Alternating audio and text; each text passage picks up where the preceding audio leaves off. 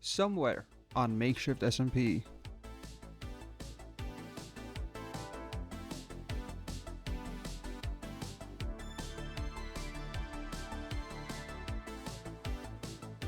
You might not have been able to catch that clip happen live, but that is from a live stream from earlier this weekend.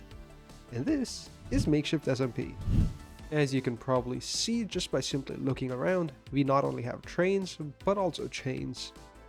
And all of this was done over a couple of live streams. In fact, Y moved his entire base from this plot of land over to over there. And actually everybody on the server has now been connected up with these chain conveyors. And I also did end up making a mailbox system that connects everybody up using these chain conveyors. So with labeled frog ports, we can send mail to one another. Except this system has one small flaw. If the mailbox is unloaded, the packages clog the network. And we can't have clogs. And I just figured I'd show off exactly what I mean. I know Matter wants a bunch of this dirt, so I'm gonna send this dirt to Matter. And currently Matter isn't online, but his base is loaded. And so this goes all the way across to Matter. But if I am to send something to Giselle, who I happen to know is offline, you'll see that this just gets stuck here. So the first thing I want to tackle today is to convert my old home into a post office of sorts. Don't worry, stock gaming was doing just fine. First things first though, I want to see where in the chunk this is, or more specifically, that is. Oh, that's a little bit awkward. That is in the next chunk over. I can work with that, but it would have been nicer if this entire region was a single chunk. That's okay though, I can just make a bigger chunk loader for that. And this is what that recipe looks like. So I think I already have most of this as a crafter already set up. I just need the corner blocks, which is 4 mechanical crafters, and I can make myself a brass chunk loader. And even better, it seems like I already have everything I need right here. Coolio. Just gonna skadoosh this into existence, ×2. And I reckon I just gotta put this one here, but oh, that's a problem. Well, I can remove that for a second, put that one there, and then put this one there, and this one there, and then turn all these around so that it looks nice and pretty. So all of these point downwards, and all of the outputs end up on this side. That should work, right? I reckon it should. Making the respawn anchor, however, needs crying obsidian, and the only currently accessible way to make crying obsidian would be to go trade with some idiots in the nether. Aha! I found one of these guys. And you will so graciously gift me with crying obsidian, won't you, little guy? Oh my god, you're giving me nether brick? Come on. You know what? Get in this hole. There you go. Don't be shy. Come on. Get in there. You love it there. Yeah, thank you. Oh, that's just regular obsidian. Buddy, I want the crying kind. That's more regular. Please, the crying obsidian. Come on, you got this. Also, I couldn't find any friends. It's just him all alone. Wait a minute, there's those guys. Here you go, buddies. You want this gold? I hope you give me good stuff for it. Please and thank you. I mean, half a stack of gold didn't quite get me what I wanted, but I did get a dried ghast. You know what? You can live right there, buddy. I'll make you happy later. For now, I guess I gotta process up more of this gold.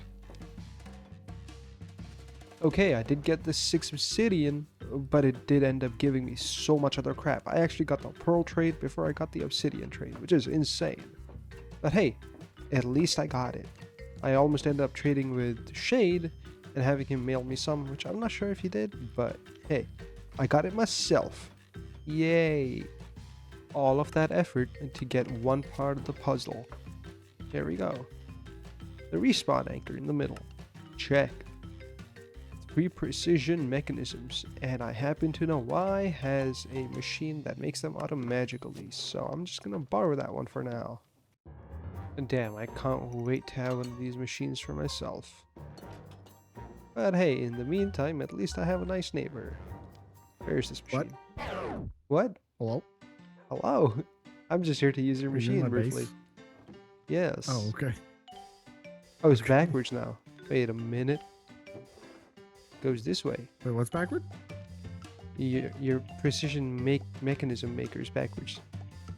Oh yeah, I Uh, accidentally reversed the direction of everything, and then I reverted the one thing that it actually affected. Clearly not. Sorry. That's okay. Do you? Well, I guess the one thing I do at the time. Okay, it's fine. I'll just. It's fine. It's fine. I'll just fix it up real quick. There we go. Okay. I just used one of your shafts Yeah, from your. that's what I was getting. Dark metal plating. All right. Cheers, Dark bud. metal plating. I just need like Cheers. 3 precision mechanisms. That's all. All right. About a 60% success rate later, the 3 precision mechanisms, 1 shaft, 6 casings, and then 9 bits of glass. And this should give me 1 chunk loader. Aha! Now all I gotta do is trap a cast in it and actually start using it. At least I don't have to walk to the nether portal every single time. I can just take the chain conveyors. So much nicer. Ow. Alright, this isn't precarious at all. Come on. Come lower. Here we are. Cool. Now I just gotta make my way back up there. I've also made myself one of these Omni speed controllers, and this one lets me change the rotational speed in a straight line. So I would like to run this at 128, and then I can hook this on right here and tell this to load at 3x3.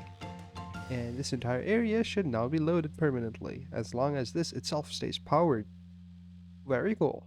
And for the record, I didn't just forget about shaders, it's simply the fact that it is getting a little bit too choppy to be playing with shaders on already, and we haven't even gotten into the big factories yet.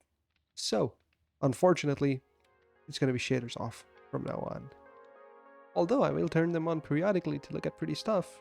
After all, making pretty stuff does happen to be somewhat of a hobby. There was a 9-minute rant and a showcase here for the shaders recording Queso has used and what he likes. Their rambling has been removed for your viewing pleasure. Forever yours and truly, editing Queso.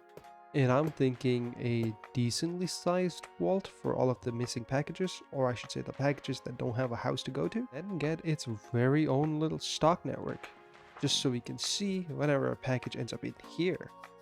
Where I am going to take this frog port and link it to this here chain conveyor and just simply call it asterisk. So any old package labeled to go anywhere will end up here if it can't go to its home destination first. On the sending side then, I would like to connect a frog port and place it on top of that barrel in the very middle. Now this guy will take its packages from here using a funnel. And this guy right here has already sent a package to somebody who isn't online right now. Hold on, it's addressed to stock, and stock's not online. How cool is that? Alright, so I'm probably just gonna take a pulse extender and a pulse timer, and I want this to run every 10 minutes, like so, and then set this to be on for, let's say, 30 seconds. And then invert the signal so the brass funnel stays off for 10 minutes, and every 10 minutes for 30 seconds it turns on, cycles all the packages, sends it out to the universal center, and if it catches the person online, which means their base is loaded, this package will end up to the correct recipient. You got all that matter? Yeah, but I have a question. Yeah, hold on, there'll be a quiz later. But yeah, go on. How do you know when people offline? Well, their frog ports are unloaded. That's all? So if you look at this is an asterisk. So any frog port, any package that is addressed will end up eventually here. Oh, but that might be an issue, like any from farms as well. So Yes. So I will probably have alarms set up and like server-wide messages set up to where if this vault starts to get too full. Yeah. But either way, currently it is destined to run every 10 minutes for 30 seconds. And if anyone stays online for longer than, 20 or so minutes, they're bound to load their frog port if they're at their base. And if they do, they get their mail. If they don't, it'll come back and stay in here for the next 10 minutes. After chatting with the matter a whole bunch, you can see this clearly working. I've just come back, and the systems are going. I think it's time to decorate now.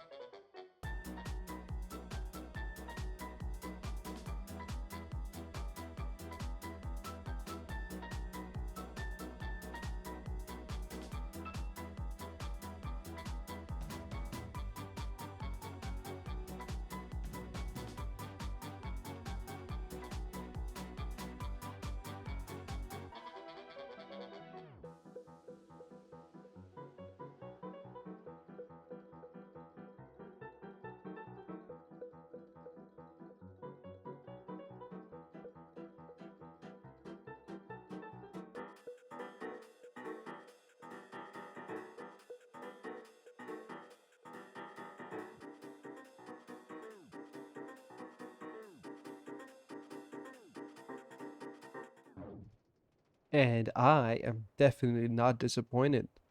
This looks great. You know what? I'm tempted to try and render out my entire replay with these shaders on just to see how long it takes and how nice it looks at the end. But now that we know that Stock has a batch of apples waiting for him, I should at least try and request that. And of course, I do mention only take the packages you know are yours, because the moment you request something, the address gets reset. So it should put that out. It should be in this packager, be able to deploy it, and it should end up in this here chest. And as you can see, our package is here, except its address is gone. Now, of course, I don't want to steal Stock's mail, so I will be sending it back to him. There you go, send, and I do believe I'd load his base, so this should go on over to Stock Gaming. There it goes. Across the bridge, over the airstrip, straight to his mailbox. Cool. Just a couple finishing touches, you know, change some things around. Turned those into encased things. Added these brass bars so no one gets their hands cinched in the conveyor belts or grab the packages they're not supposed to. Changed that to be an oak barrel and put the chest back there. Yeah, small touches like that. Added the girders to finish the support, and the post office, for which I do need to make a sign, is officially complete. Although the underside of my house is still basically empty, and so I am open to suggestions in the comments to what I should do with this space, because again, the factory is gonna be behind me.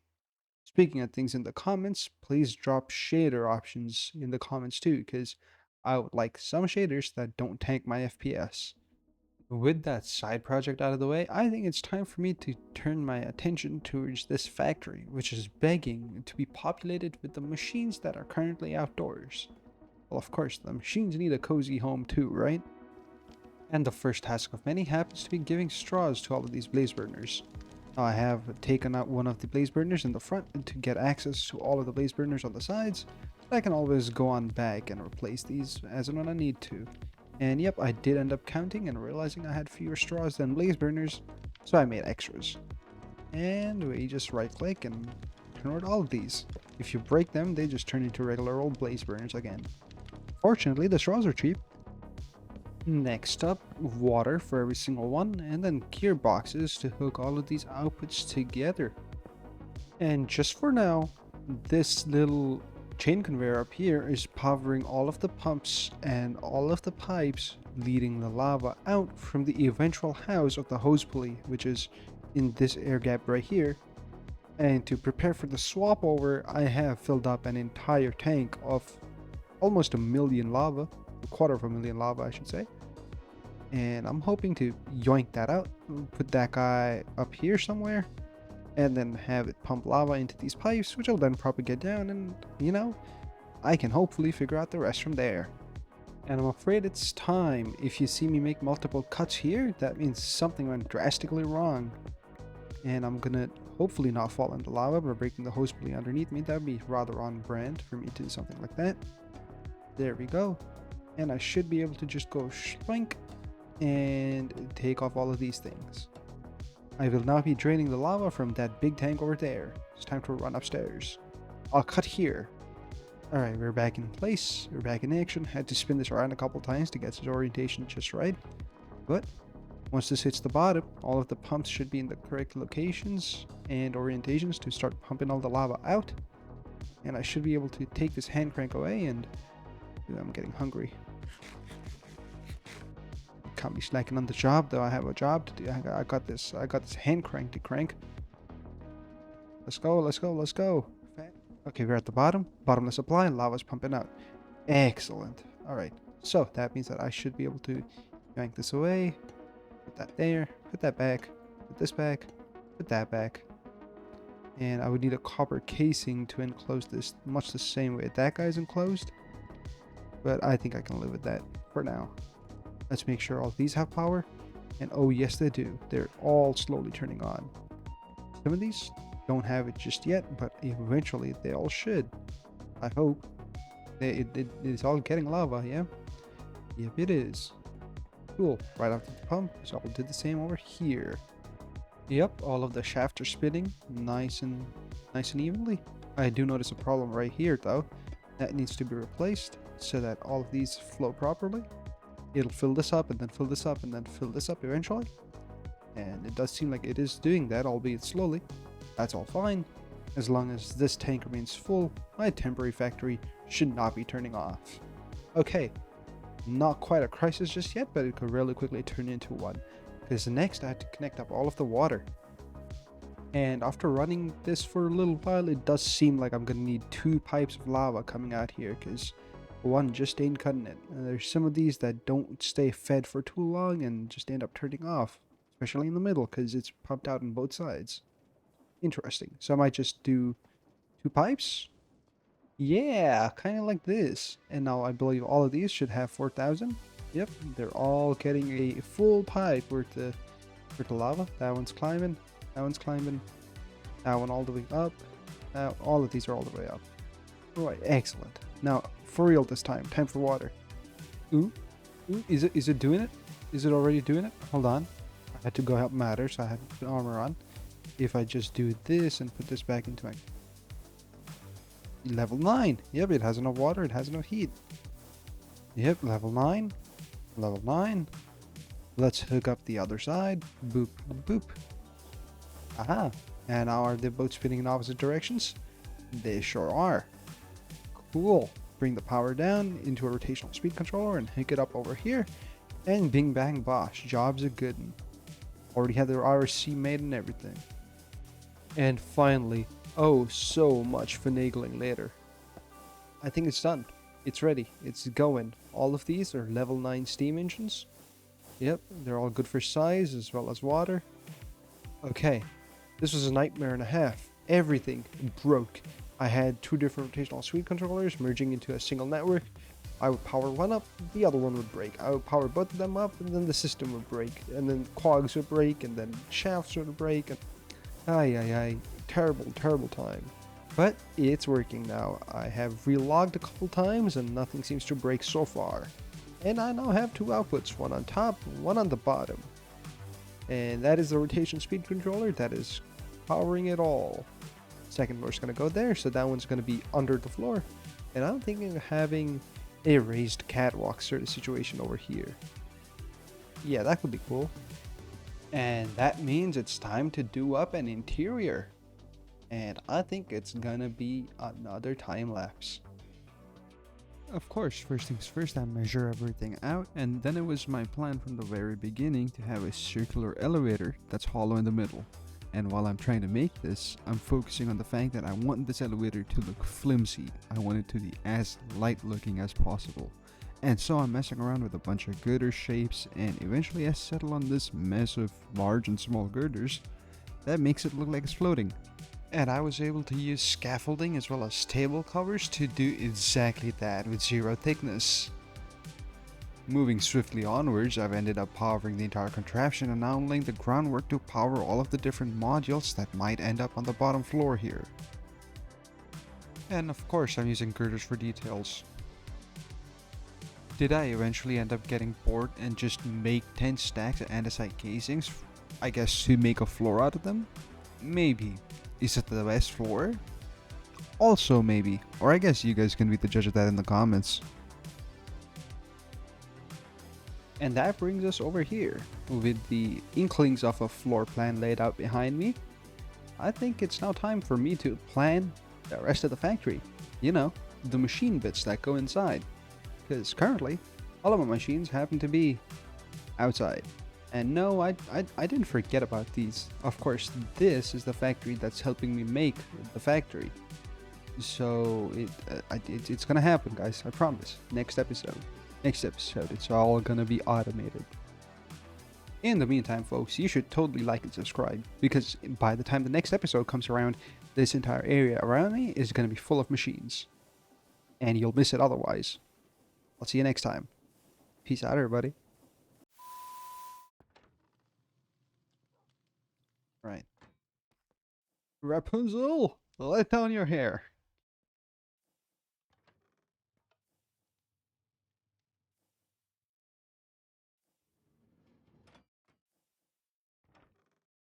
Are you cool if it's armpit hair? Yeah, that works for me.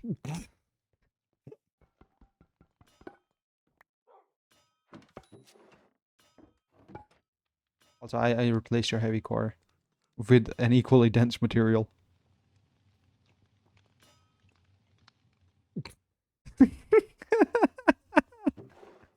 Shut up. That's funny.